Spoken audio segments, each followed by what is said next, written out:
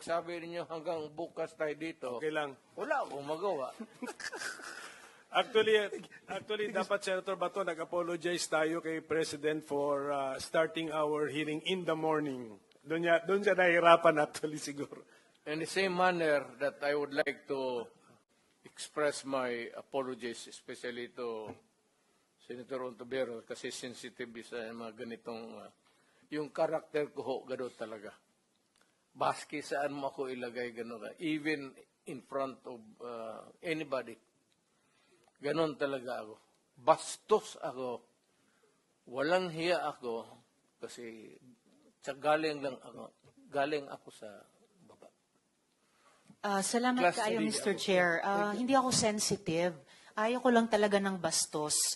Ayaw ko ng walang hiya. Lalo na pag pinag-uusapan natin Kaya ng mo, seryosong bagay ng war on drugs sa Kaya extrajudicial killings. ako bastos man, Salamat kayo, wala ang Mr. hiya Chair. talaga ako. Yan ang totoo. Siguro, hindi ako dadating itong pagka-presidente kung hindi ako bastos at hindi ako walang hiya. Thank you, Mr. President. I am now, hindi sa lahat ma'am, baka sabihin mo magwalang hiya ako sa inyo. Hindi.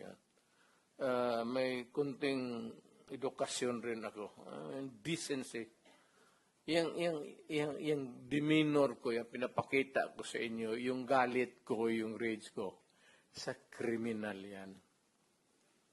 Dahil nga, naging prosecutor ako, matagal masyado. Ako muna.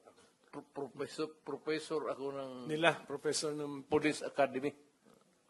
Thank you, Mr. President. Okay, ako mag-interrupt kay Senator Bato kasi andito naman si Aaron na